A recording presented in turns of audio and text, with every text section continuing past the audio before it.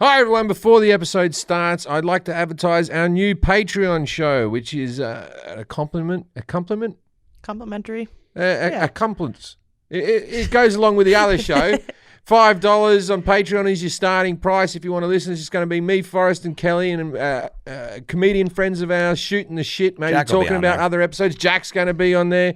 Tell them how to get there. It'll be a little looser, no format. We're just having fun. You can go to patreon.com/IDKAT. And there are multiple tiers, but yeah, $5 a month for the bonus episodes with the comics. Hope you enjoy this show. Let's start the episode. Hang gliding. Hanging out. Hanging a person. Are they different in any way? If so, how? You might find out, and I don't know about that with Jim Jefferies. Good luck with the intro for that one. I hate you. Are they different? Are they different? Are they different things? Being like when you hang a person, you go, "Oh, they're a good hang." Like, what do you do? I don't know. Poor Louise, who has to find the stock footage for these things. Hanging a person, yeah, you got to find a little visual there. Plus just show a noose. You don't have to show a person. The other thing is Luis's uncle hung himself. Oh well, there you go. He might be able to find. he might be able to find a photo really easy then. won't be hard, man. Different angles. I really hope your uncle's alive. Just making a comment. His uncle gardens for me occasionally. I better check my backyard. No, that's his dad. that's right? his dad. No, but your uncle does it as well. Not anymore. All right, cut that all out. Just go from the thing, because you told the story about Will Ferrell and all that, and your uncle. Yeah, he got promoted to Will Ferrell's house as his handyman. Yeah, All right. He doesn't need a shit house anymore. You don't need to cut it out. Well, then he didn't hang himself. Everything's Everything's So fine. he's hanging out. Yeah, Forrest made the dark thing, and then I seem racist and all that. Fucking hell. I didn't do it. His dad works. No, you were right. Yeah, You were all right. all Yeah. Okay. Well, welcome to the show.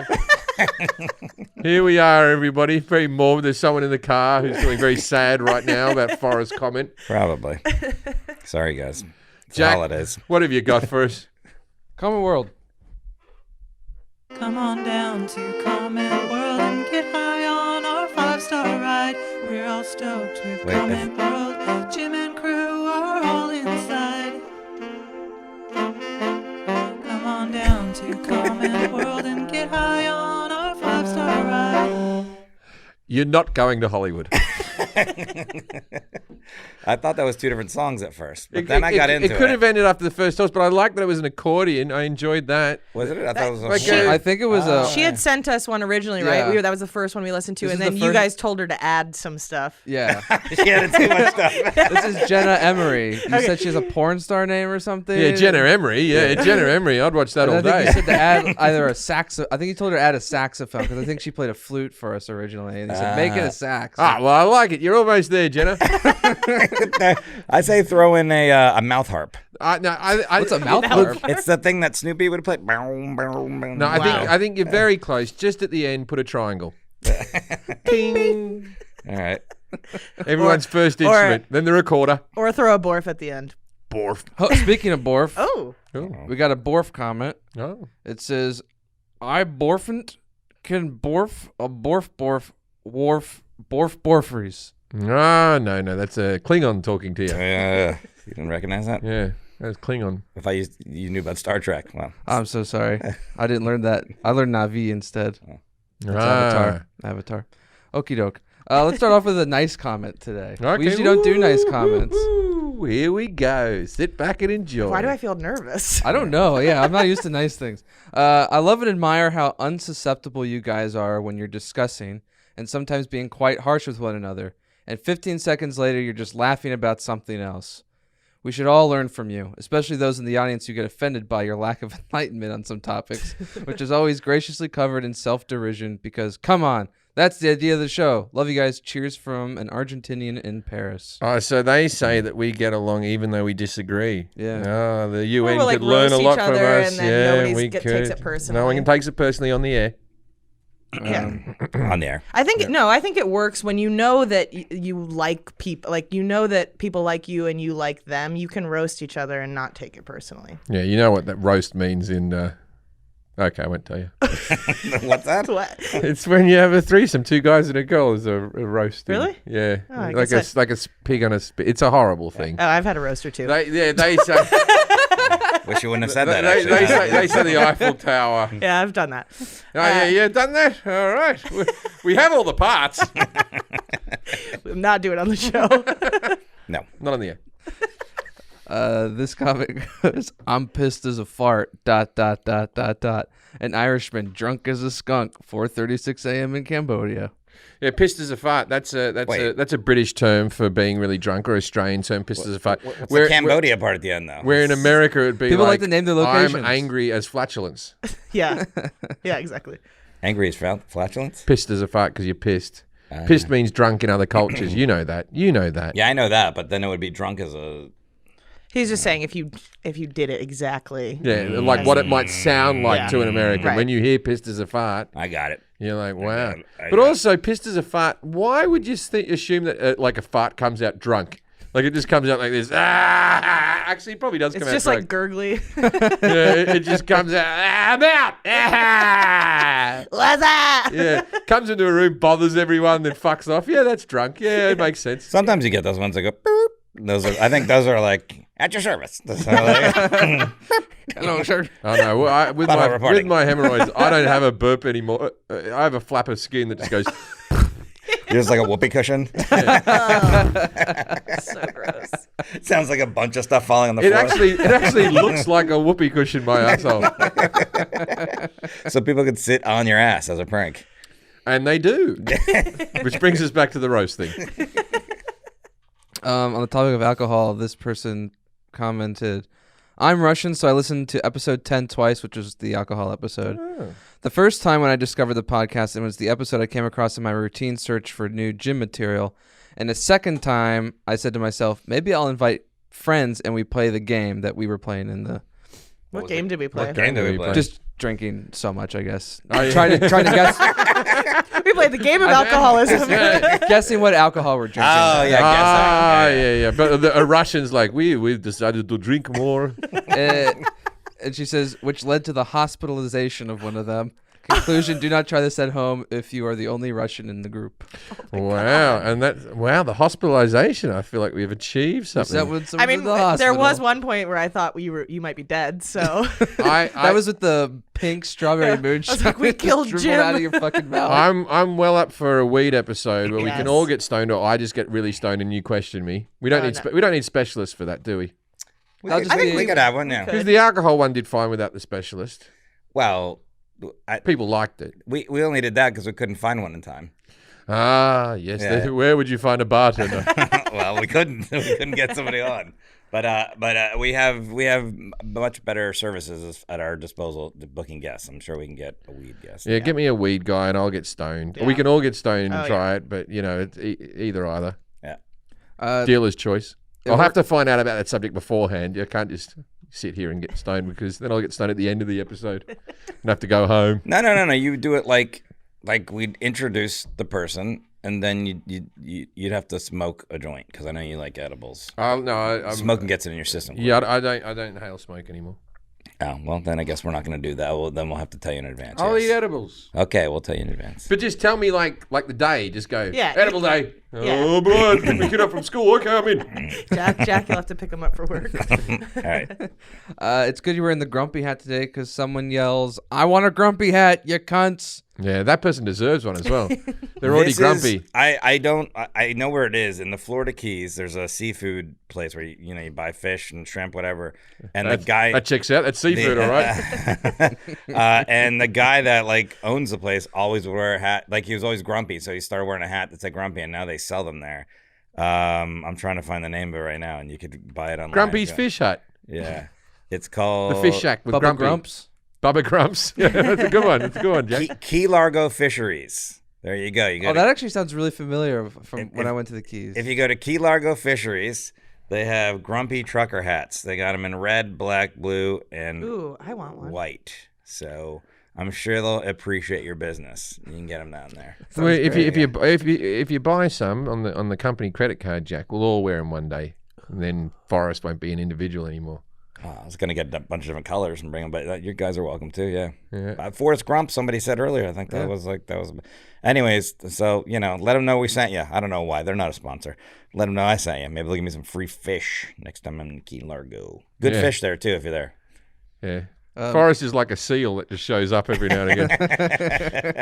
I just flop on the dock. Up on the dock, they just throw him a fish. Give him a hat. give me some smoked fish dip.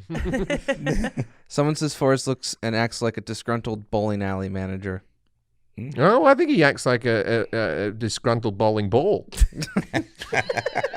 Just an angry ball. There's just 3 holes in him. All right, finger him and let's see what happens. Pick him up by his face. Easy. I got to say, during COVID, the bowling alley, that's got to be the place that's suffering the most. Yeah. Because who wants to go, oh, yes, you COVID ready? Yes, we are, yes. Can we have your shoes so we can give you some other shoes? And then can you touch a ball that everyone else has touched that goes through a machine that you cannot clean?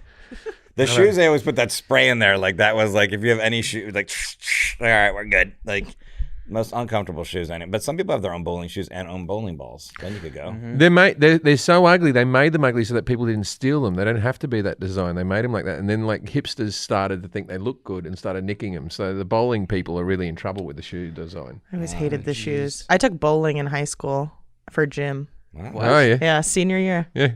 But my high score is a 198, which is not bad. What does that mean? What is It's out that? of 300. 300's the top, but if 198 is hard to get. You never bowled? Oh, Jim? sorry, you bowled a 190. Oh, the Sorry. score? I thought you were saying that your high school was a 198. Yeah, that's what I thought. That's what I heard. Yeah, we were the 198th best bowling school in guys were not Illinois. No, 300's your perfect score. Yeah. I know that. I know that Mookie Betts is like a professional bowler. Could be a professional bowler, Oh, but really? he gets 300s and stuff. Yeah, he's done it. Holy crap. Yeah, he's Yeah, he's very good. But yeah, that's, turns out he's quite the athlete. So he's Major League Baseball and Major League Bowling. He does compete in bowling. Yeah, he competed in some PGA events. Yeah, but he just doesn't do it every now and again because he's busy with the baseball luck. Sure. I'm friends with a professional bowler. I could have him on the show. Oh. Yeah. Oh, Do you remember that when Brad Williams and I were on the PGA Championship? Do you guys know that? No. Oh, yeah. When you were on the PGA Championship? No, we were on TV. We were doing gigs in Reno, and the PBA? the Professional Bowling Association's Hall of Fame is in Reno at the end of the movie. What's PGA is the golf. No, PBA. You've been PB. saying G. Yes, P. PBA, sorry. Professional Bowling Association. And that the Hall of Fame's in Reno. When at the end of Kingpin, the movie, they actually are at that place. And so the first night we did a show, there was all these bowlers. There was a couple that I recognized from when I was younger that used to do trick shots and stuff like that on TV. And so met this guy, Rhino Page, and he was in the finals, the 5 finals, and he invited us to come and sit there during the ESPN broadcast back behind where the bowlers are. You know, when you're seeing them, there's all those people sitting behind them. Brad Williams and I were sitting there like front and center right there. And they ended up kind of asking us to leave at the end because then our friend got eliminated. And then Brad got like this, I'm shortening the story, but he got like a little poster board that they had there to put like, go whoever or whatever. And he just put his Twitter handle. And also he's a dwarf, so it was like really weird that it was like people kept being like, what's going on back there? And he just put Funny Brad. And then that was all you could see during the PBA like championship. The guy would bowl, and then it'd just be Brad with his sign. He was getting a lot of followers. And then this woman came over during the commercial break, and she goes, with her teeth, put that down. Put it down right now. Like just trying to say it like that. And so he wasn't supposed to be advertising. And then when someone else got eliminated, they were like, "Are you guys going to be here all day?" And we're like, "No, we got it. We're going to take it." He would have gotten a little bit more leeway because it's very hard to tell a dwarf to do something. People get very uncomfortable. Yeah. That's what it was. Yeah, because I one time Brad booked me to do a dwarf convention out in Anaheim. Yeah. And I was well up for that, right? And it was just performing in front of hundreds of dwarfs. And then afterwards they had a nightclub, and they, from what I gather from looking at the convention, they all knock off with each other. They all get laid. It's a good convention. You know, they're all in the same playing field. And so I went to a nightclub that was like 200 just dwarfs. I went there with Brad, and I was sticking out a fair bit. Yeah. Right? In the crowd. Literally. And there was so much security that thought that I was like some pervert who just had a kink who just showed up to dwarf conventions and all that type of stuff, right? So they were all getting into me. But I remember the lobby, they took over the whole hotel, and the lobby was just like a whole lot of little people, children, skateboarding and riding their bikes around the lobby, and the manager's like, what am I going to do? I can't tell them not to skateboard. What am I going to do? This thing's 1 foot tall. It's a child. What? And he's just looking like, they're all having fun. And his floor's getting all scratched up. Oh, yeah, they ran the place. Yeah. So there's more to it. In the end, the PBA, they liked it. They liked all the promotional part of it, I think. There was one guy that didn't. But anyways, yeah, there you go. I don't know how we got off on that subject. Yeah. We have 2 more compliments, but they kind of go hand in hand. First one is, who doesn't love a little bit of Jim Jefferies? Makes my day better every time. Good job, Jim, Jack, Forrest, Kelly, and the Spanish fella. Keep up the great work. Do you know that everyone who's had sex with me has always had just a little bit of Jim Jefferies, and many people haven't enjoyed it. And they've always turned to a Spanish fella. They've always turned to a Spanish fella afterwards. The next one goes, waking up on Tuesday morning is like Christmas to me because of your podcast. What a great way to start the day. The 3 of you plus Jack and the other fellow, ... Is it Carlos? The best dynamic in a comedy. Corner boy. All right, we've got a game for you all at home now. Try to guess Luis's name. Send in your answers. What might Luis be called? Mexican, by the way. Mexican. The last thing is, I've seen this comment come up throughout the week, so I figure we might as well answer it. People are curious how we all know each other. Me and Forrest used to do stand up. We still do stand up together. We've been doing stand up together for over 10 years. Kelly worked on the Jim Jefferies show, and Jack worked on the Jim Jefferies show as my assistant as well. And Jack was also the assistant of Scott, who is also Kelly's brother. So there you go. You got it all. Yeah, my favorite part of that is that when Scott asked Jim if he could hire me for the show, you said, all right, but if she sucks, I get to fire her myself. And then, Well, that's fair because he can't do it. I wasn't offended by it at all. I was like, You can't just have fan. I tell you what, my brothers wouldn't do a great job on the bloody show. when I was brought on, they're like, yeah, Jim doesn't have an assistant yet, but he'll get one. And they came to me 2 weeks later. They went, yeah, we've asked like all the PAs and like everybody. No one wants to be Jim's assistant. What? Do you just want to fill in for it and be both? And if it's too much, you can figure it out. So, okay. Then it turned out to be great, and I'm still here. So thank God no one wanted to do it. Why did none of them want to be my assistant? Maybe you seem difficult. Do I? I don't know. You didn't seem difficult. I was very intimidated by you at first. Why? Now I know you're the easiest person to work with. But Hey, look, I'm glad I didn't do it because I'm here. yeah, I'm taking you fucking golfing in Phoenix next week, you little prick. Fucking hell. Oh, no, you like working for me. Yeah. I love working for you. Okay, all right. Well, I I'm took angry the gig. I'm angry at the person I would have fired if they bloody... Carlos worked on the show, too. oh yeah, Carlos did. Thank you, Jose. I appreciate it. He and I shared an office. Tell me all Well, do you want to tell about your interview for the show? Because it was kind of funny, I thought. Interview for the Jim Jefferies show? Was I there? No, I mean, because like it was mentioned before, my dad has his landscaping business. Jim is a client. And so before I even worked in TV, I was helping him out during like a full summer. I would like help him garden. And so I was a fan of Jim's. I watched legit. And so I remember being in his backyard, like watering his plants. I'm like, wow, like Jim Jefferies lives here. Like, this is dope. And then Jim walks out and nothing but tidy whities and smoking a cigarette. And he just goes, "Oh, mate." And I'm just like, hello, hi. And so yeah, I worked on like the Corden show, and I met Brock, who was a PA, and then he asked me if I wanted an interview, so I go. And yeah, I interviewed with the producer, and she was like, yeah, by the way, Jim's great. He's really nice. Talks to everyone like, he pops in the PA office and like, hangs out sometimes. I'm like, oh yeah, like, nah, I know. Like, I've seen him in his underwear. She was like, I'm sorry, what? So I just told the story, got the job. All right, that's how you got it. Yeah, and I'm a people person.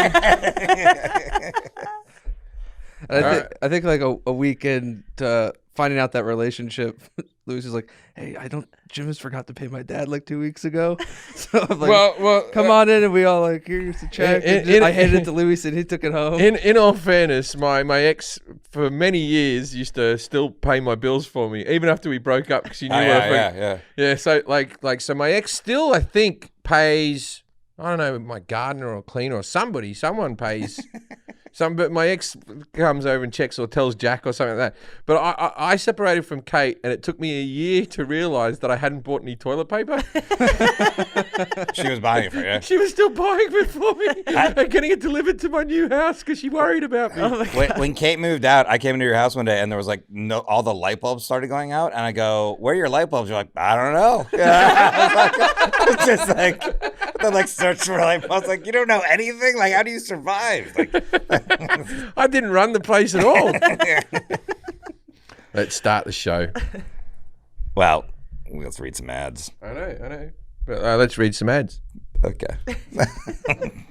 Ding, ding, ding, ding, ding, ding. This is coming in.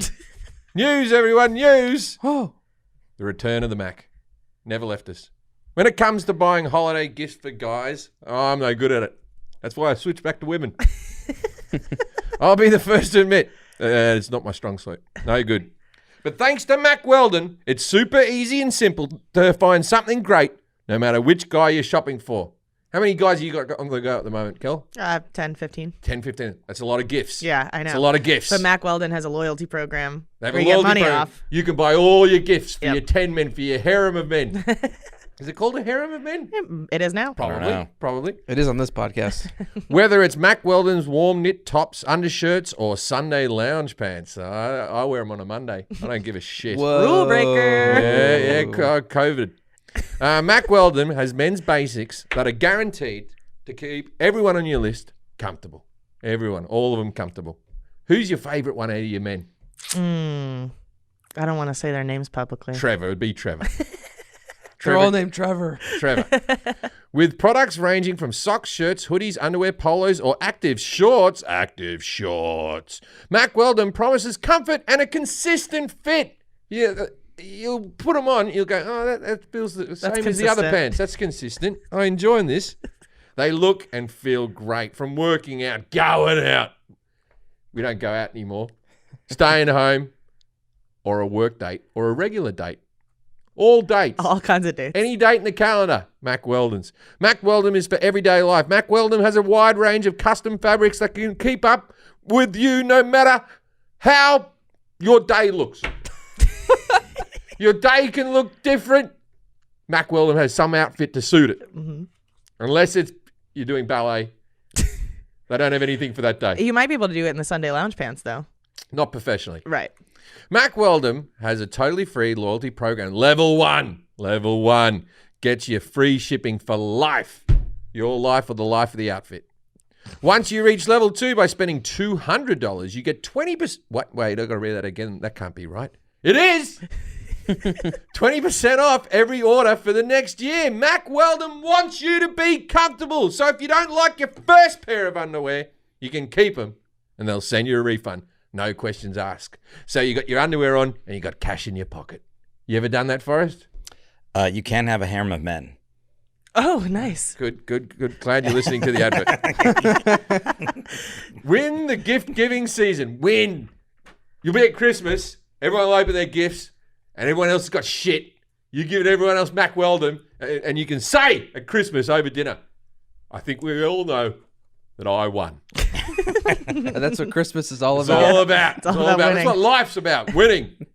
Win the gift-giving season and get 20% off your first order. Visit macweldon.com/I don't know and enter the promo code I don't know. That's macweldon.com/I don't know. Promo code I don't know for 20% off Mac Weldon. Reinventing men's basics. Well, the weather outside is frightful, so buy stuff and just get them sent. Send them That's places. a good idea. Don't walk with a parcel to someone's house like a fucking idiot. If you're an online seller and you're struggling to keep up with life or you're shop selling, just if you're struggling to keep up, get your ship together with ShipStation. When you're selling online, getting a massive amount of orders out quickly can be tough. You'll be wrapping up the packages going, oh, God, this is tough. That's why I choose ShipStation.com. ShipStation helps online sellers get orders out quickly, save money on shipping costs, and keep customers happy. No matter what you're selling. Spotify, Shopify. Amazon. What? You're selling on Shopify, not Spotify. Yeah, but if you sell a Spotify machine to someone. Oh, right. Yeah, the Spotify machine. You're listening on Spotify, A enjoy. computer? No matter what you're selling, Shopify, Amazon, eBay, your own website. ShipStation brings all your orders into one simple interface. One-stop shop, ShipStation.com. Making them really easy to manage from any device. Your cell phone. Do you have a cell phone, Forrest? I do. Yeah. I've called you on that. I called you. How's that working out for you? Pretty good. You have the computer, I see. Computer, cell phone, I got Do it all. you iPad. use ShipStation on all these devices, or do you just pick one? What do you do, Forrest? What are you selling? Oh, my rocks. I have a rock shop on Etsy. Is that picking up over It's the holidays? going pretty good. I mean, the craziest thing, COVID, you don't know what people want or don't want, but during COVID, a lot of people want rocks. So, through the roof. Been using ShipStation a His lot. store's called iRock. But, okay, if you're going to sell nature, Forrest, Yeah. you should sell trees. Yeah, that's the obvious one. Forest trees. That's the obvious one, but rocks. People would fucking go mental. People don't see it coming. Diversify. Sell the trees. ShipStation works with all major carriers, including UPS, FedEx, UPS, and even international. You can compare and choose the best shipping solution every time. They even offer big discounts on shipping costs. Now, any business can access the same postage discounts that are usually reserved for large Fortune 500 companies, the bigwigs, your Coca-Cola, your McDonald's. They've been shipping their Big Macs with big discounts. You'll always know that you're getting the best deal. No wonder ShipStation is the #1 choice for online sellers. You'll ship more in less time. Sorry about your car stereo speakers just then. With the best rates available. And right now, I don't know about that with Jim Jefferies listeners, can try ShipStation free for 60 days. Other companies will give you 30 days, maybe a week or something like that. 60 days, 2 months. Bit more if you have February in there. When you use the code JIM, make sure your business can meet the demands of this massive online shopping season. Get started at ShipStation.com today. Click on the microphone at the top of the homepage and type in JIM, J-I-M. That's ShipStation.com and enter the code JIM, ShipStation.com. Make ship happen. All right, let's introduce our guests. Please welcome to the I Don't Know About That podcast, Dianne Ashton. G'day, Dianne. Hello, Jim. How are you? I'm just fine. All right. So we know that Diane's fine. We gotta play. We gotta play this song first. Here we go. Yes, though. Yes, though. Yes, though. Judging a book by its cover. At some point we'll get that all worked out where we just do it. Yeah, we'll just do it. Yeah. That's, Well, look. So Dianne, Jim's gonna try and guess what you're here to talk about. He can ask some yes/no questions. I'll give him some hints. I can tell by looking at Dianne, she's a fellow glasses wearer. Yes. Which means That's that right. she's an intellectual. And her eyes have gotten sore from reading too much. That's why we intellectuals have glasses from our constant reading. Sure. And now I've got bifocals now, and now when I look down and I go, that penis isn't blurry at all. It used to just be like this fuzzy thing down there.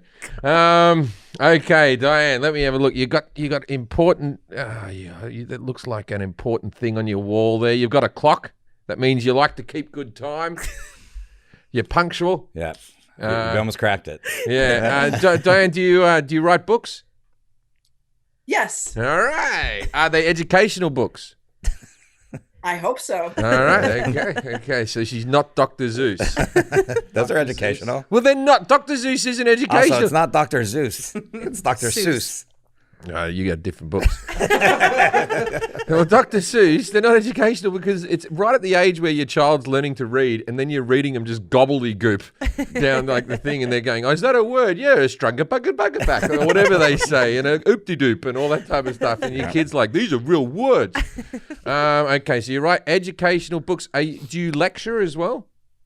Sometimes. Okay, at a university. Yes. All right, so she's a lecturer at a university who writes books. Could be so many things. Yeah. So. Is your field of expertise in history? Sort of. Sort of. All right. You want hints already? Sure. You want to give me? I have hints, but I haven't thought of any. Okay. You're aware of this, but I don't believe you participated in it. You're a Nazi. I am definitely not a Nazi. All right, okay. Well, that's one thing we can rule out. Yeah. I'm aware of this, but I have not participated in it. Yeah. Raising a daughter? I've never done that. Yeah, we're gonna have an You entire haven't- episode on You raising haven't a done daughter. that, correct? Yeah. I haven't done that. You're in charge of eating bananas. You write books on that. I've never Okay. eaten. I've never eaten a banana in my whole life. Okay, I'll give you another hint. It happens around the same time, but at a different time every year. Christmas. No, it happens at around the same time, but Very close. around the same time, but a different So time close. each year. The longest day of the year. No, you're very close, and you said Christmas. Christmas. New Year's Eve. No, think God, another. that all always the happens same the day. same. Another religion. Another religion. Hanukkah. You're an expert in Hanukkah. That made the Nazi comment all the worse. Yeah. I feel bad about that now.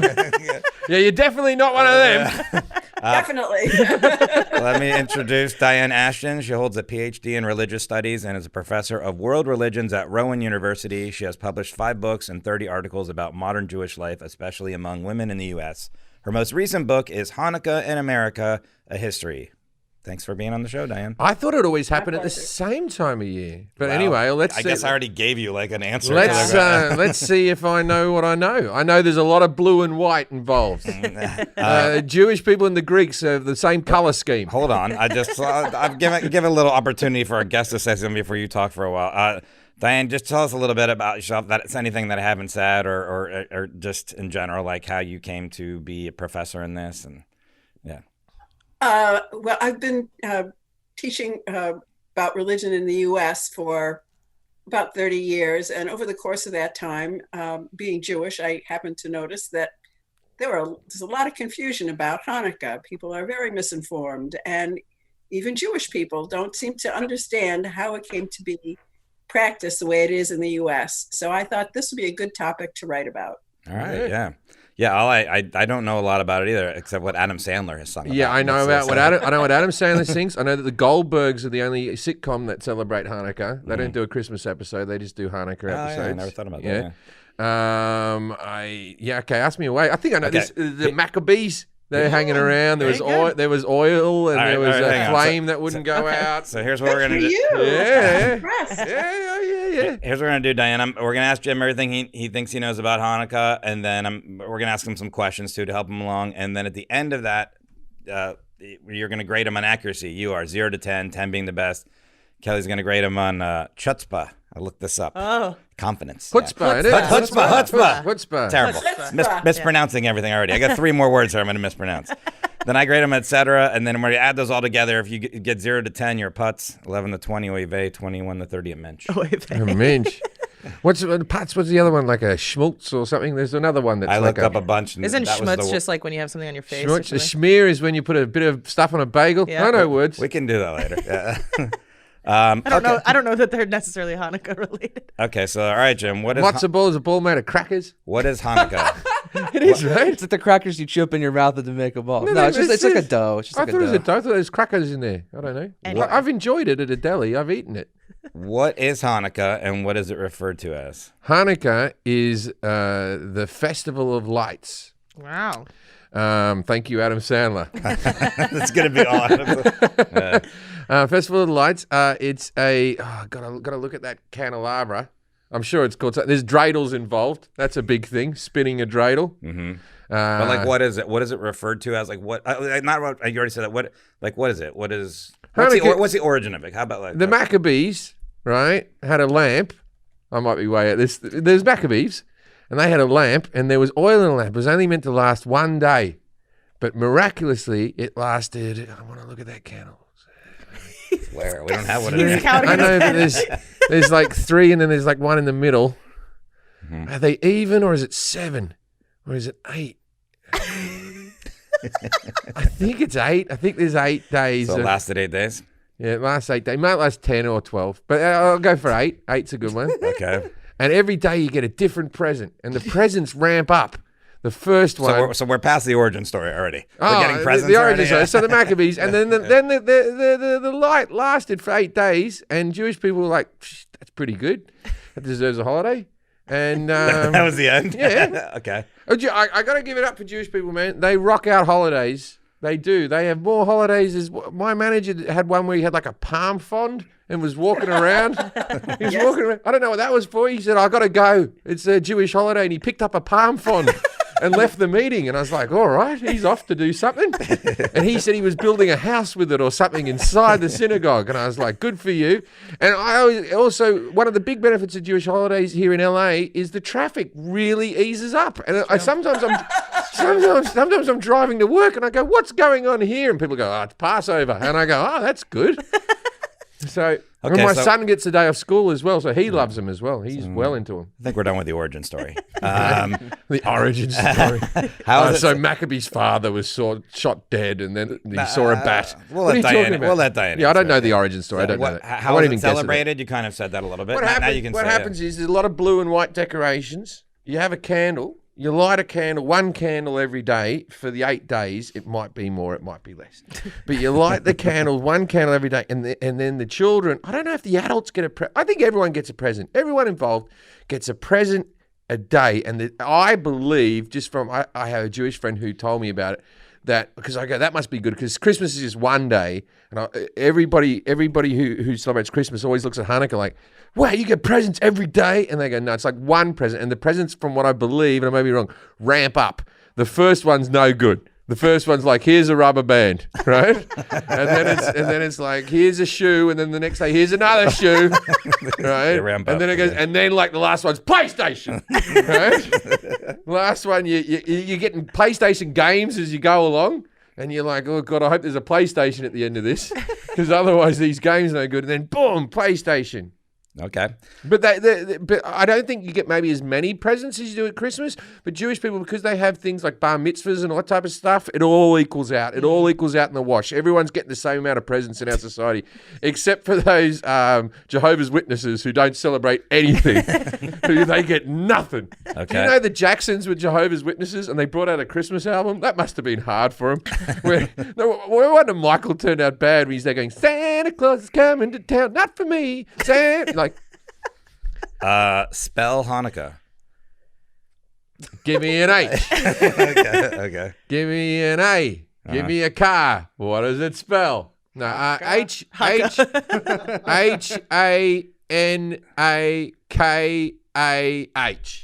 Okay. Hanukkah. Yeah, that's right. That's right. Is it the most important Jewish holiday? No, I believe that probably Passover is more religiously important. Yeah, like more. Yeah, I think significant or more holy, more like, holy and significant. Yeah. Passover would be a bigger one. Okay. Yom Kippur, I don't know how that one ranks. I'll put that one at third. So I'm going to go Passover, Hanukkah, Yom Kippur. What about Rosh Hashanah? Rosh Hashanah, it's fifth. That's fifth. Okay. Fifth. Wow, I don't know what fourth is then. Fourth is I don't know. Okay. I don't know. All right. So we already asked. You said it's 8 nights. Crazy nights. I'm trying to remember the song. You would, I mean, you would think because you learned from Adam Sandler, the song is called. I haven't listened to the song a lot, but okay. You just said 8 Crazy Nights. 8 Crazy Nights, yeah. So there's a movie that Adam Sandler brought out. It was a cartoon, which I believe is called 8 Crazy Nights. It could be called 10, but it's on Netflix right now. It's called Something Crazy Nights. Yeah, Something Crazy Nights. Okay. I think it's 8 Crazy Nights, and thank you, Adam Sandler, for that. All right. And the only other songs, so you got Adam Sandler's song, and you got Dreidel, Dreidel, Dreidel, I Made You Out of Clay, and I learnt that song from South Park. Oh, we had to sing that in school here, so yeah. Well, we sang both. I gotta say this about Australia. Not a lot of Jewish people. Not a lot of Jewish people in Australia. We had in my suburb a lot of South African Jewish people, but not like, I never went to school with any Jewish people or anything. Yeah. There was a separate school in Sydney, but that was the only one, yeah. Okay, I already, when is it? Why does it change every year? So that's kind of giving you it changes every year. Why? Because it has to start on the second Friday of December. And that changes all the time. It changes all the time when that second Friday hits, man. Yeah. You finish school, you're like, let's Hanukkah this bitch up, man. What is Gelt? Guilt is what Jewish mothers give to their children. I've met a lot of Jewish stand-up comedians. Gelt. Gelt. Oh, guilt. Not Guilt. I thought you were saying guilt. It's something I carry around with me all day. I thought for sure you were doing a bit, so I was just letting it go. Oh, no, guilt. Gelt. Gelt. I have no idea what guilt is. Okay, I don't know about that. Okay. You already talked about some Hanukkah traditions. Is a trip to synagogue a staple of Hanukkah celebrations? It definitely is for Passover and Yom Kippur. I believe that you'd probably have to do it at least once. You'd have to rock off to the synagogue at least once. Okay. And you mentioned the Maccabees. Do you know like who they are, or who did they defeat? I didn't like the name. Yeah. I don't know anything about the Maccabees. How did you learn the name then? How did you just go Close with to it? Well, because McDonald's. I've heard the thing. The thing is, I remember that for a while there, after Mel Gibson said all the horrible things that Mel Gibson said, I believe that he was trying to get back into Hollywood. I remember reading an interview where he said, "I'm going to make a movie about the Maccabees." Ah, okay. And I remember thinking, how have they not? Maybe they have had films, but nothing that's really reached me. But how have they not had a big sort of? We have so many Christmas movies and so many like Easter movies where we watch Jesus dying on crosses and all that type of stuff. I think a Maccabee movie's ready to go. All right. I don't know if Gibson's going to make it. No, But but I don't know. that's a true thing. Yeah. Gibson said that in an believe that. interview, and I remember thinking, like, wow, that's a big swing, Mel. Yeah. Two more questions here, then we'll get to Dianne here. What types of food are considered like traditional Hanukkah fare? There's the matzo ball soup. There's also a thing that they hide. This might not be Hanukkah. This might be another Jewish thing. They hide a thing in a drawer or something, and Jewish kids all run around. They try to find it, and then there's a prize for winning. Okay. It's like a matzo ball or something. It's something like that. And the way I found out about that was I was once doing Opie and Anthony, the radio show, and Dice Clay was the other guest, and he's Jewish, and he told me all about that. And that was about 15 years. It was about 12 years ago. Well, But we'll see. I actually don't know the drawer, but we'll see what. well, it's not a drawer, but it's a hide. It's a small I know that thing. one. and I've yeah. done that. Yeah, you've done Yeah, it. I've done Jack's done it. Okay, here's your last question. How did Hanukkah get the blue and white color theme? Blue and white. Oh, well, it's the color of Israel. Okay. It's the Israeli flag. All right. I've been to Israel a couple of times. So that's how I got it from Israel? I've gone Does and that timeline check out for you? Or? Oh yeah, Israel's not that old. Yeah. Israel's Giving you a hint. Israel's only a 100-year-old country. Well, no, Tel Aviv's only a 100-year-old city. Tel Aviv's only a 100-year-old city. Israel's the oldest place on earth. Yeah, it was there. But Well, consider the color. The color scheme probably didn't come into play until the holiday became commercialized. So you might be. I think You might be right. I might be throwing you off. I'm going to say it is from Israel. Okay. This is the thing about Israel. I've been to. So Tel Aviv is like 100 years old, and it's fallen to bits. And then they've got cities next to it. They're like 3,000 years old that are pristine. Oh, you're just saying parts of Tel Aviv, though, because I've been there with you. Yeah. There's parts of it. There's parts of it that are just a bit, but like 30 minutes up the road, there's like an old place, and it's still like mint condition. Yeah. And like Jerusalem's like still really shiny with all of its quarters and all that type of stuff. Yeah. But Tel Aviv, I'm talking old builders are better. That's what I'm saying. Maybe it's the Mediterranean Sea, the sea air or something. Yeah, the builders back in the day put more work into it, you know? Well, I'm not going to argue with that. Yeah, that's for sure. Okay. And Dianne, there's other things you could feel free to talk about that we didn't go over. But on a scale of 0 to 10, how did Jim do on his knowledge of Hanukkah? I was surprised. I think he's probably a 6.5. All right.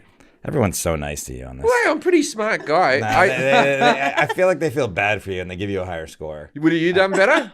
No, I wouldn't have done better, actually. I don't have any knowledge of the Maccabees at all, so I wouldn't even gotten it. And I've been to Israel, but I know maybe a little bit. I think I knew how many nights it was. Your You got that grumpy wrong. hat looks like a Hanukkah gift. Yeah, I wore it today. I wore a blue hat You're both today wearing for blue how. and Okay, Kelly on chutzpah. Yeah, I'm gonna say they get the colors from the Dodgers. I'm gonna change my answer.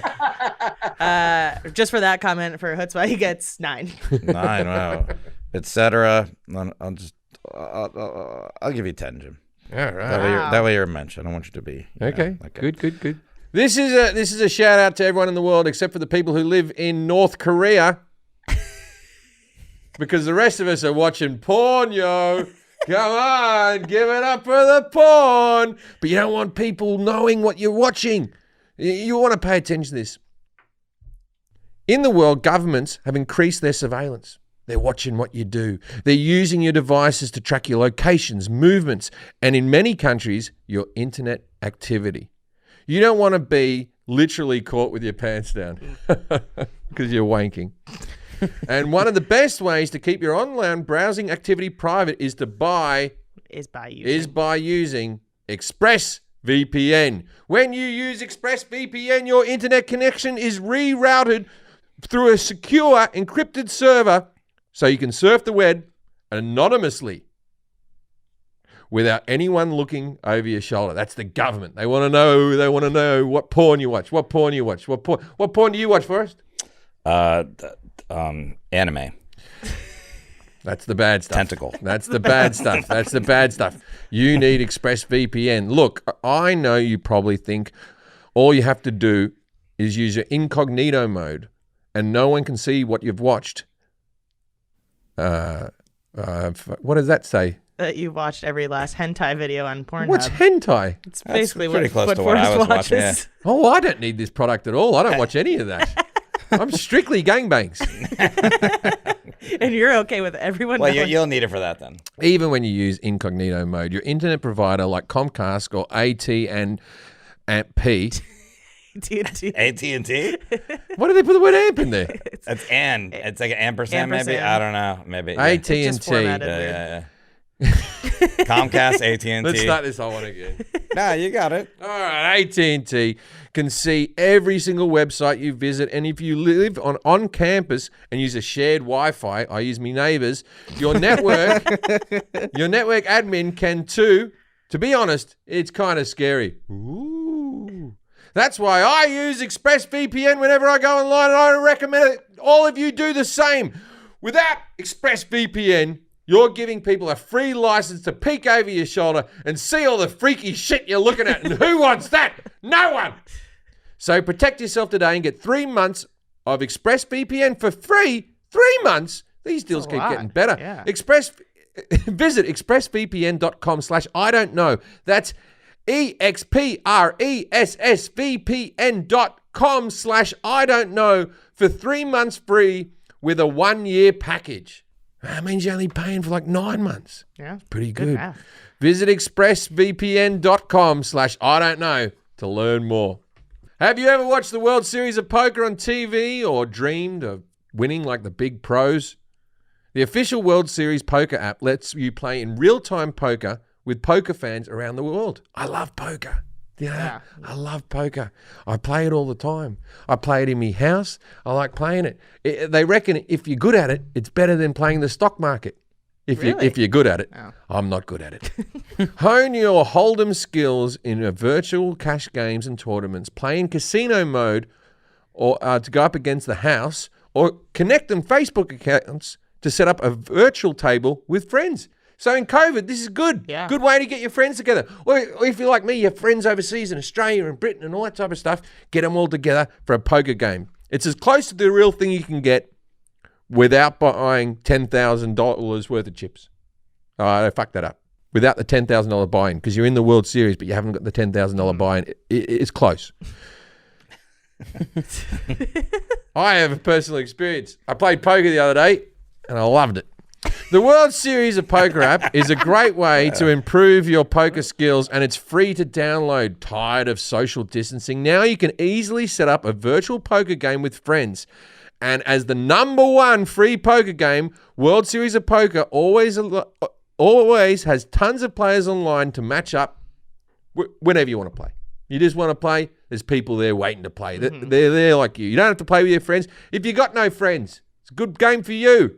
It's how you make friends. People always make friends gambling. Are you good at poker?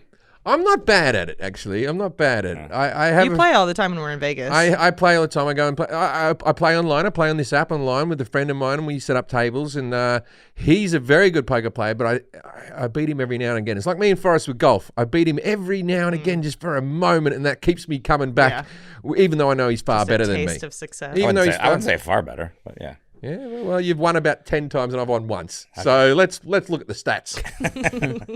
All right, I'll tell Be you. on the lookout for all the crazy and fun events coming up around the holidays too. Best of all, you can get $1 million chips as a bonus gift when you join today. It's $1 million worth of chips, and you can play with those chips. What's the holdup? Download the World Series Poker app in the Apple App Store or on Google Play and on Amazon now. And don't forget to use the promo code, well, this is a different code, WSOP Gym. That's the World Series of Poker Gym. WSOP Gym for 1 million bonus chips when you sign up. That's 1 million bonus chips when you download the World Series of Poker app using the code WSOP Gym. What do you got to lose? Well. All right, Dan. Thanks for being here. Let's start off with just simply like, what is Hanukkah like? What else is it referred to? And like, what's the origin story? Jim said it's the Festival of Lights. And then he said Maccabees, lamp, oil. The oil was going to That was last it. a short amount of time. It lasted longer. We've all had that lighter when we were smokers. you're like, I can't even see any oil in this. It keeps going. I've had that miracle myself. But maybe we can just the general idea of like what Hanukkah is and what it's referred to and how it started. Okay, well, that's a lot of information. So Hanukkah began with the revolt against Antiochus Epiphanes IV. Can you imagine a name like that? He was the emperor of Assyria, which had conquered ancient Judea, and their culture was very Greek, because I won't go into all the details, but they were trying I'd like to change an answer very quickly. They got the colors from the Greeks. Yeah, we're going back to Greek in a number of ways here. So Antiochus wanted to make the folks of Judea stop practicing Judaism and start practicing the Greek religion, because he thought it would just be better for his whole country, and it would make them loyal citizens, and that was his goal. So he banned teaching Torah. He focused his attention on the temple in Jerusalem, because that was really the centerpiece of Jewish life. And he installed a statue to Zeus in the temple, which is like, are you kidding me? There's no graven images, as it says in the Ten Commandments, in the old temple in Jerusalem, because Jews believed that God is a pure spirit. So there's no statues. But the other thing that was in the temple that Antiochus wanted was, that's where they stored the money for charity for widows and orphans. So he wanted to get at the money. Oh. So he had a couple of different motivations for this. At any rate, he decides to go ahead with this plan of stamping out Judaism and forcing everybody to do the Greek religion. And there's a priest who was not one of the temple priests, but a village priest named Mattathias, who saw that this was really having an effect, and it made him crazy. So he had 5 sons, and he got his sons to kind of lead this revolt against Antiochus. It was the Maccabean revolt. His son Judah was called the Hammer, and he was the big leader of the thing. And they were very successful, miraculously. And so the revolt was in 167 BCE. They win this, they take over the temple, they clean it out, and the temple had a number of tall candelabras called menorahs that were, there you go, you got it. I've heard that word. I knew that word. You were right. You were right. I The call them, candelabra, though. It's still... I call them your moras because they're not mine. That doesn't even check out. Menorahs. Menorahs. Okay, yeah. Menorahs, Sunoras. So the menorahs really were supposed to stay lighted at all times because those flames represented the presence of God. So they had to be lighted all the time. Well, there was only enough oil after this big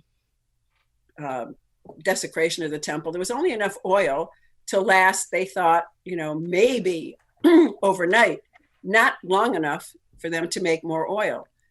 But miraculously, it lasted for 8 days. And there you go. You got it. The lamp stayed lighted for 8 days. They made more oil. They reclaimed the temple. Judaism survived. And so that's why we celebrate Hanukkah. And that's why we light a menorah at Hanukkah. But at Hanukkah, it's a special menorah. It's a Hanukkah menorah, an 8-candle menorah for 8 days of Hanukkah, as opposed to the 7 candles that were in the temple in Jerusalem. But isn't there like one in the middle and the side? That's the one in the temple. It can be at the end, it can be in the middle, but that one is the one you use to light all the other ones. So you light that one first. Oh, so there's actually 9? Blessing. Is there 9? Yeah, because it's 8 candles, and then the 9th is this. It's called a shamus, and so you light the other candles with that. So arguably, this is even a bigger day than Christmas in the sense that your religion was saved and preserved, where Christmas is just like Christ was born, hurrah. Yeah, well, it started. It started. Yeah. But I feel like this is maybe a more poignant one. Well, it would make a better movie. I mean, I don't know why I'm sure there's been movies made. Has there been movies? Not that I know of. Really? Wow. Because there's like man. battles. Crazy, There's like fights. You think this would be like it could be an action I would movie. say that to anyone who ever makes that argument that there's too many Jewish people in Hollywood, go, there's never been a bloody Hanukkah movie. Yeah. That's a very excellent point. There's obviously not enough. Yeah. You got to pitch one. Yeah, Yeah, you're the guy. I could take it down. Yeah, Jim Jefferies pitching the Hanukkah film. You use this podcast. Look, all the stuff I've But learned. it feels like there was a battle. There was a miracle. There's things going on. Yeah. Yeah. I think I've been to Jerusalem. I've been in the 4 quarters and all that type of stuff. I think I'm a big fan of Judaism in the sense that I'm an atheist, but you guys don't believe in hell, correct? No hell. Correct. No Correct. hell. No hell. No hell. Bring it on, man. It's because we're living in hell right now. I'm just kidding.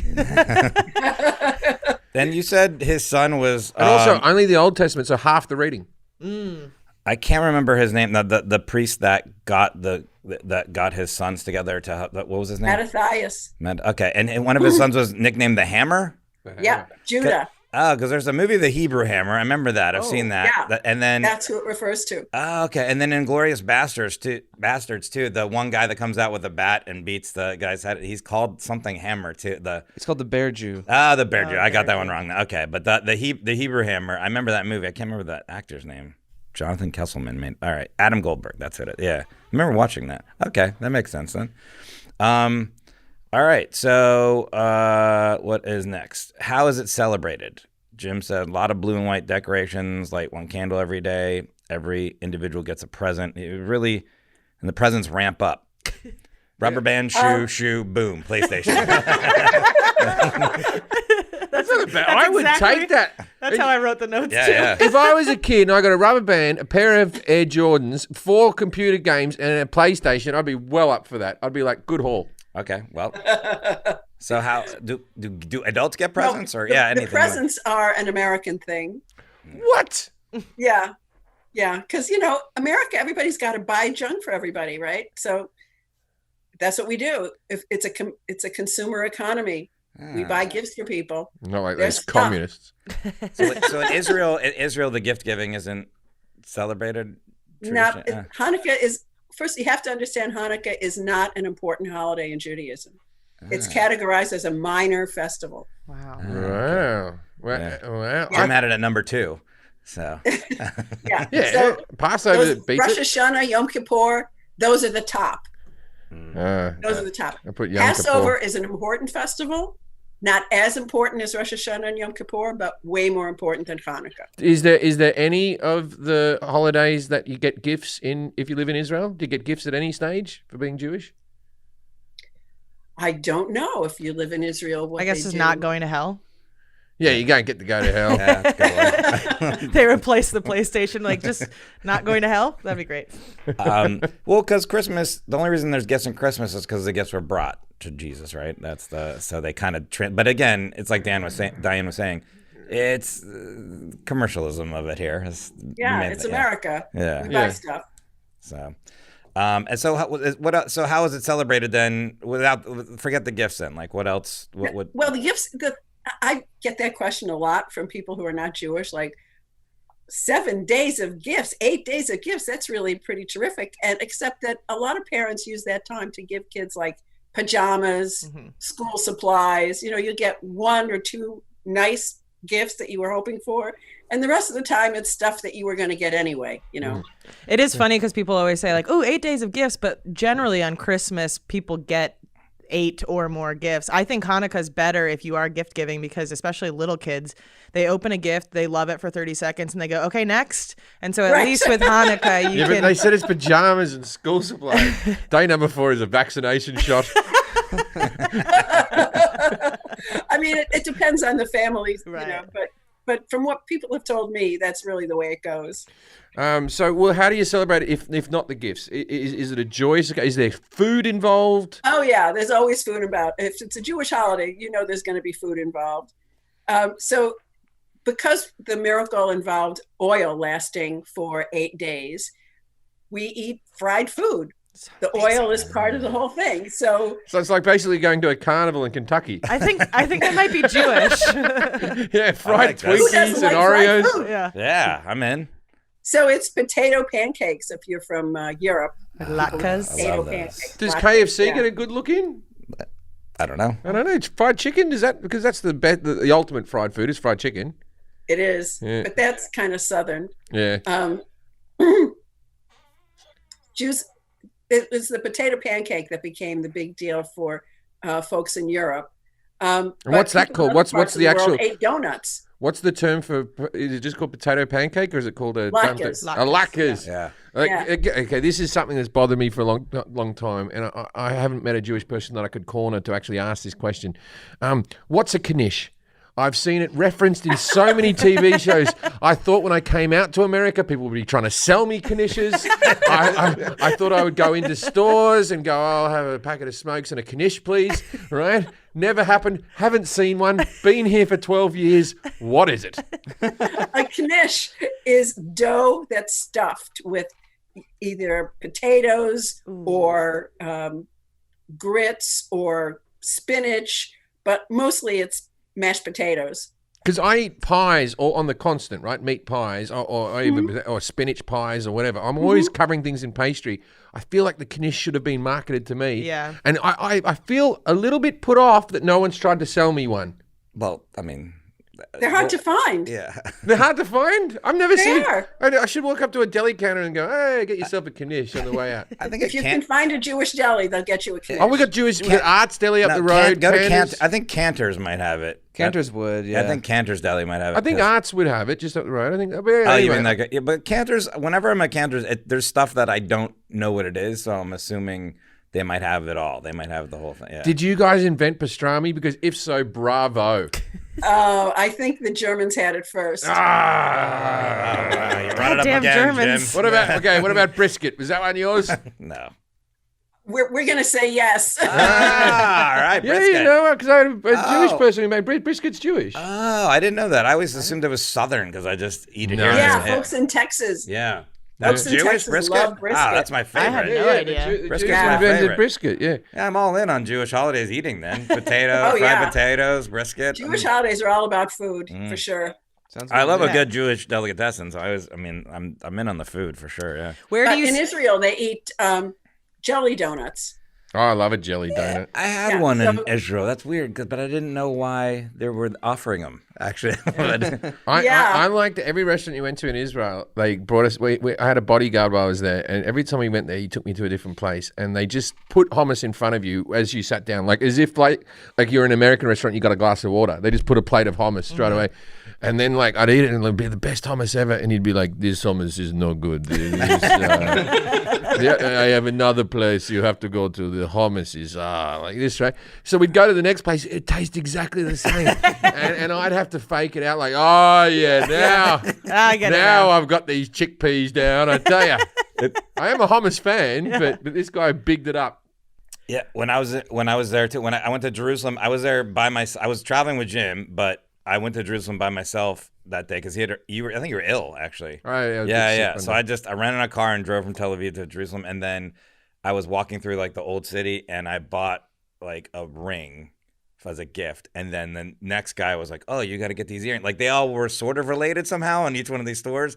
And the catch was the hummus. I walked out and bought the ring, and these three guys were just eating hummus. And they go, "Hey, come in here and have some hummus." I was like, "All right." And it was like I heard you in my head because they go, "This is the best hummus."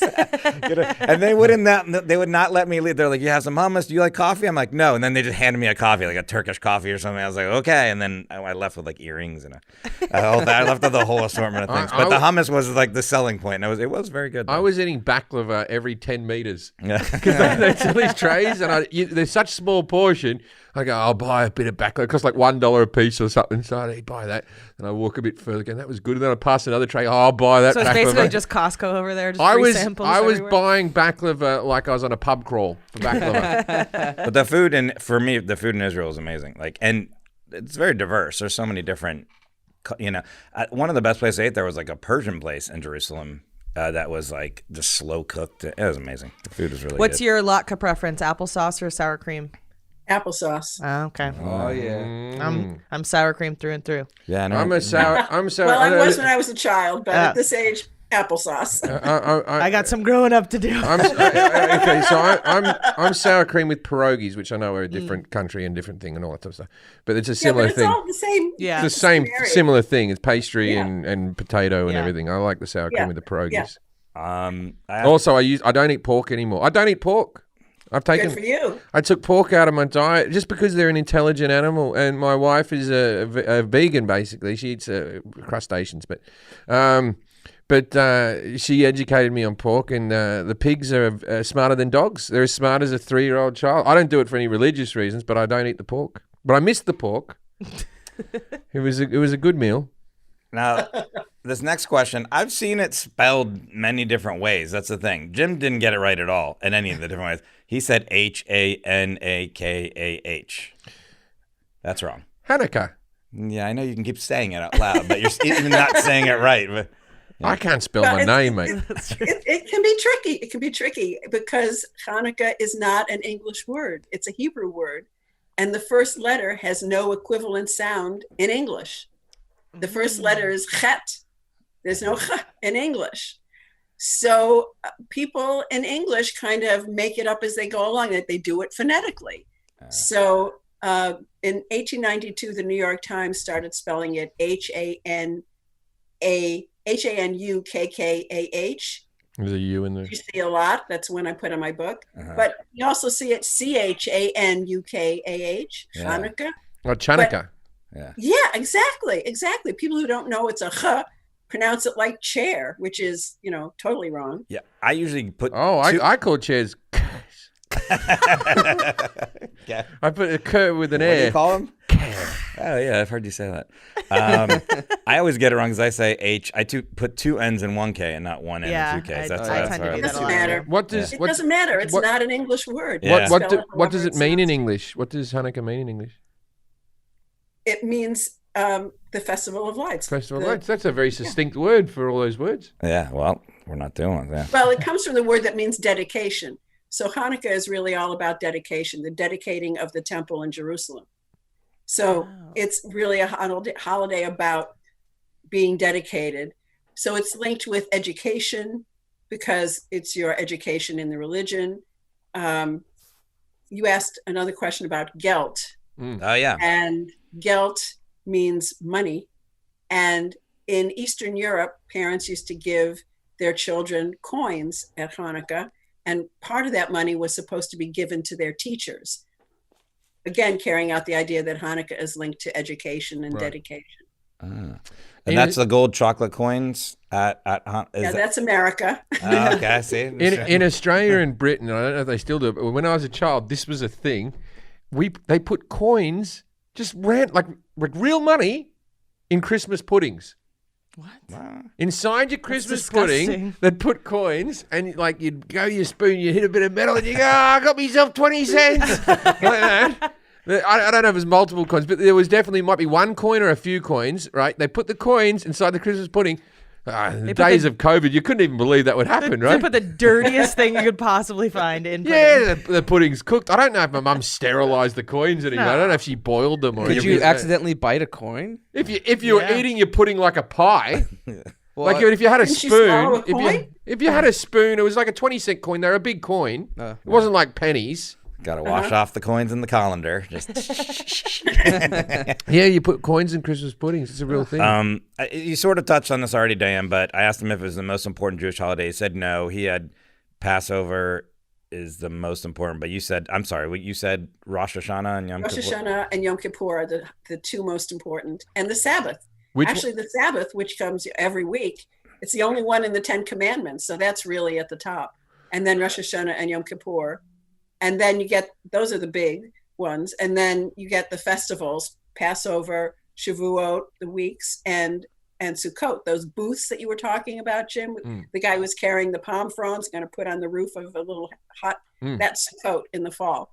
So why do you think Those are important. Hanukkah became like the poster holiday for non-Jewish people? Is it simply because it's close to Christmas and we're like, Yes. here's the equivalent? Okay, that's Yes, that's why. Can I just say? Okay, I used to have an Hasidic. Am I saying that right? Hasidic Jewish person. Is that the way? Hasidic. Hasidic. A Jewish person who lived downstairs from me in London. He lived there for a few months when I was leaving. Now, he used to, when the sun went down, he used to come up and knock on my door to make me come downstairs to change the channel on his TV.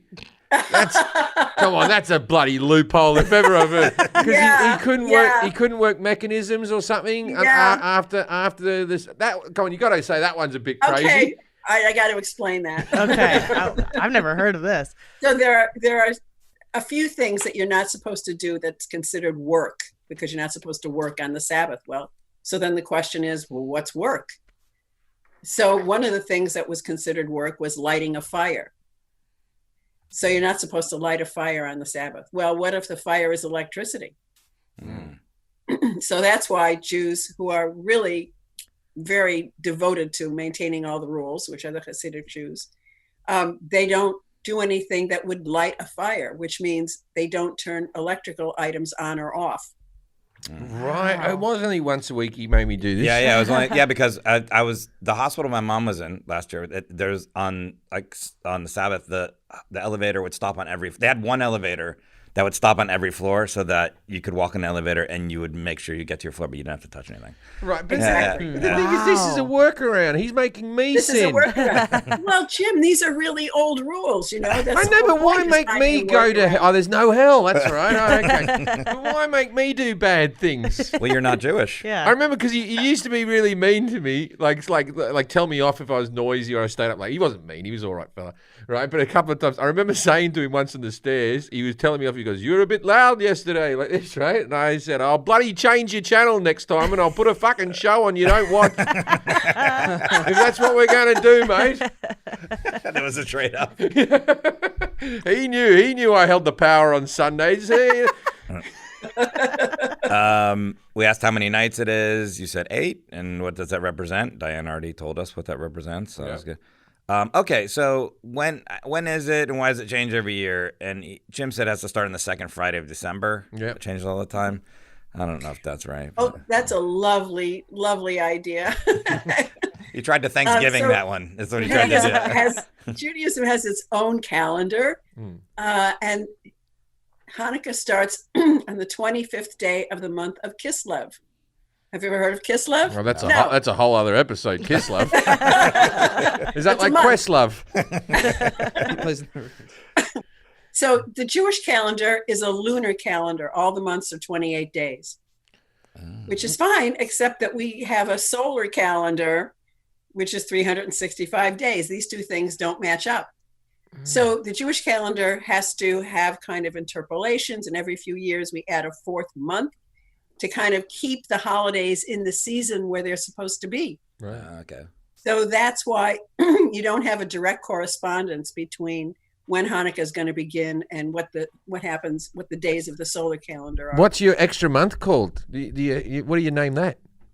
It's a second Adar. There's a month called Adar, and every few years there's a second Adar. I'd call it December to the max. To the max. So the 25th of Kislev, it starts every year. Okay. Yes. And so this year, Jim, we are currently in the middle of Hanukkah right now. Ah, I could feel it. Yeah, it actually Starts today, right? Well, this comes out next Tuesday. Oh, this right. episode will come out on the 15th, I believe. So Does yeah, everyone get the day off work for the 8 days? No, it's not that kind of holiday. Oh. This is part of being a minor festival. You get no days off work. Yeah, Well, but they get that's days not off good. on the other holidays. Well, I mean, here they do in the States at least. But the kids still have to go to school and everything. I guess so. My son's in school with some Yeah. Jewish kids, and they're all there. So. What are some Hanukkah traditions? Dreidel. You did mention a dreidel. Yeah. There's the decorating blue and white, and Yeah. there's the. Well, let's go with that blue and white. Why There's is the Majorca. why? No, No, God, what's it called? Yeah, Majorna. Menorca. Menorca. Menorah. Menorah. You made me mess it Yeah, up. I knew what it was. It's in front of me. Menorca. Menorca is an island off Spain. That's Mallorca.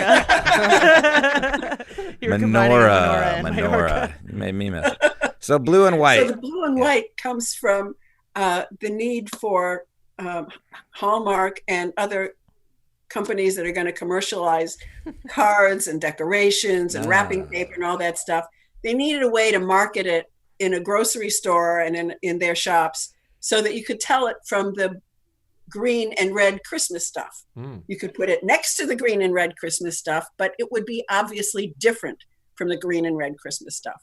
So blue and white comes from the colors of the Israeli flag, which itself comes from the colors that are often found in, Jewish men will wear a prayer shawl in services. They wear, it's a cloth thing with fringes, and that is often blue and white.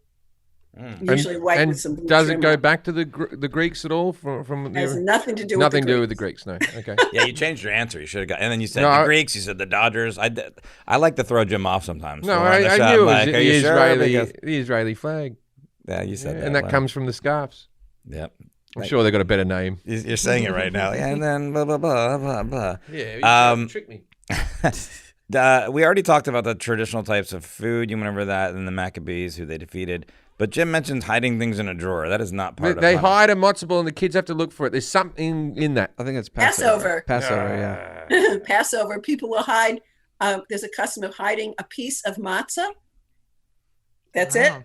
Hide a piece of matzah. And because Passover is really the whole thing of the Passover Seder is to teach kids about the Exodus story and getting the 10 Commandments. So it begins with kids asking 4 questions. Why is this night different from all other nights? Blah, blah, blah. Goes on from there. Then you do the whole Seder.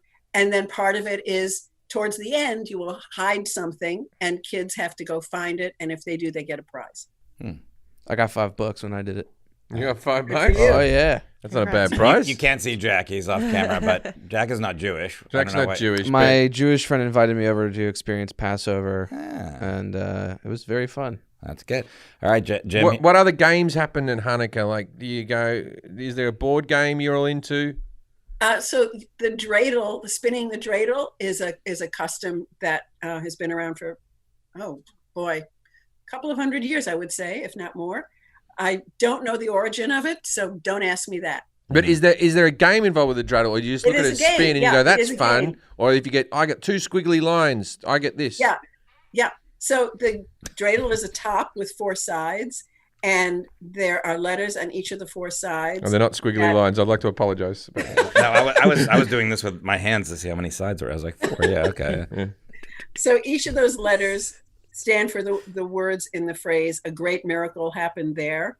But they also, in the game, stand for either put something into the pot, take something out of the pot, take half, take all. So they make a game out of it, and it teaches kids, the basic principles of a great miracle happened there. Have some fun. Ah, okay. Here's a bonus question, Jim. Matzo balls. What are they made out of? You said something. Crackers. Really? Is that final answer? Yep. Okay. They're vegetarian. What are matzo balls made out of? Matzah, Yeah, it's a pretty easy which question. is a cracker. Yeah. Which is a cracker. No, I wanted matzah as the answer, Diane. Don't give it to him. If I said to you, I said they're made out of matzah, you would have gotten into me for saying, "Oh, you're just repeating what I said." I said what matzah was. That was the whole trick. Was to okay. Okay, this is the time of the show called Dinner Party Facts, Dan, where we ask our guests to give our audience an interesting or obscure fact about our subject that they could use to impress people with their knowledge of this subject. So I don't know if there's something that we haven't discussed already that most people might not know about Hanukkah or the holiday. There's a lot. Give us more than one if you want, but yeah. Okay, so the first Hanukkah cards created in the U.S. that were sold in the U.S. were created by a Jewish women's organization called the National Federation of Temple Sisterhoods in 1926. They came up with Hanukkah cards and sold them as a fundraiser for their organization, and then they were successful. So then they went to a local printer who usually made Christmas cards and said, "Can you do more of these for us?" And that's how it caught on. So you can't blame Hallmark. You can't blame them. Yeah, well, no.